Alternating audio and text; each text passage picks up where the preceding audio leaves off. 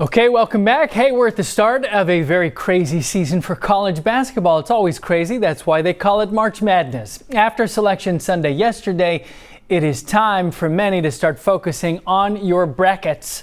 You don't have to go it alone, though. Yes, artificial intelligence may be just what you need.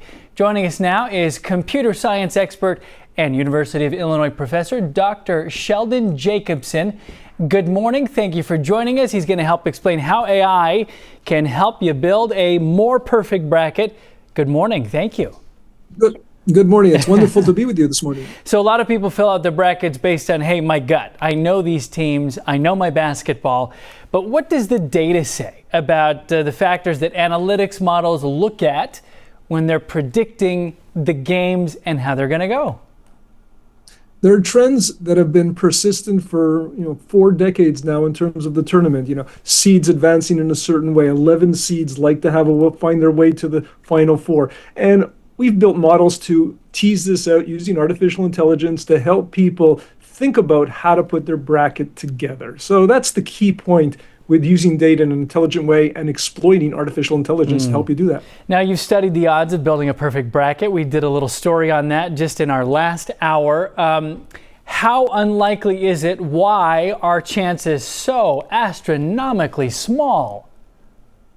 Well, it's around 9 quintillion to 1 chances of getting a perfect bracket. Now, nobody can understand that number. So think about winning the jackpot in the Mega Millions and the Powerball in the same week. You are more likely to do that than to get a perfect bracket. That's how hard it is. But if you use a little bit of basketball smarts, you can get the odds down to around 6, 7, 8 billion to 1, which is still harder than winning one jackpot. So it's not going to happen. It's not going to happen. Okay.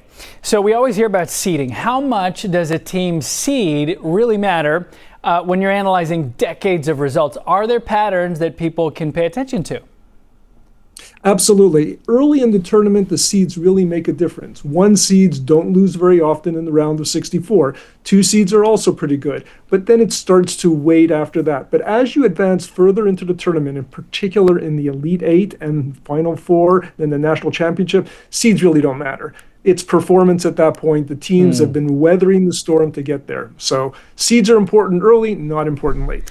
Yeah, I mean, the whole tournament seems to, people love it because of the lack of predictability in part. But when data models look at the teams and the matchups, what data does predict who will actually advance? What can we count on, if anything?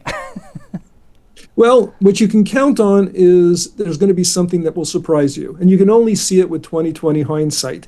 You can look at rebounding, you can look at assists, you can look at scoring. One of the things we've noticed is the teams that tend to win the national championship have very, very good defenses, elite defenses, but they also have superior offenses. So as a result, if you're in the top 5, for example, of offense in the country and you have a pretty good defense, you're in a good position to advance. On the other hand, if you have a purely elite defense but no offense, you're probably not going to go very far.